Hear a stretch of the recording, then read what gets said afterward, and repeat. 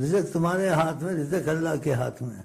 وسیع کرے تنگ کرے، رزق کا وسیع ہونا، تنگ ہونا، حالات کا ٹھیک ہونا، خراب ہونا، یہ ہمارے اعمال سبب بنتے ہیں.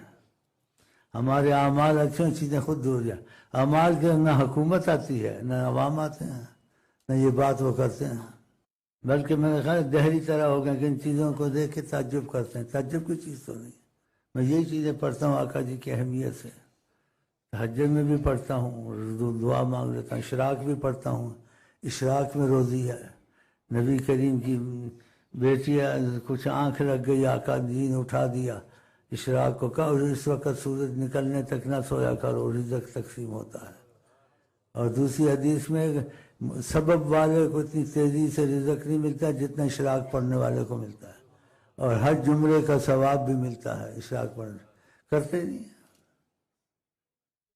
تو یہ چیزیں کرنی چاہیے اور اس پر زیادہ یعنی یقین رکھنا چاہیے بنسبت اوروں چیزوں کے جو حکومتوں کو بتاتی ہے، لوگ بتاتے ہیں. ان کی باتیں ایسے تیر لگ گیا تکا لگ گیا نہیں ہے، لیکن آقا کی زبان سے جو نکل کہہ دیں وہ ہو کے رہتا ہے، بڑی سچی بات ہوتی ہے. تو اس لیے لوگ مصیبتوں کے شکار آتے ہیں، یہ آتے ہیں، خطیں لکھتے ہیں، پھر وہ یہ چیزیں بتاتے ہیں.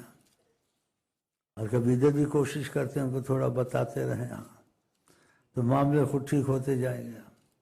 اور جو خدا سے رحمت کا رابطہ توڑ دیا، نبی سے توڑ دیا، یعنی ان سے ان کی حکم کو چھوڑ دیا، نمازیں چھوڑ دی، ذکر اذکار چھوڑ دیا، تو یہ مصیبتیں وبال آنے شروع ہو جائیں گے.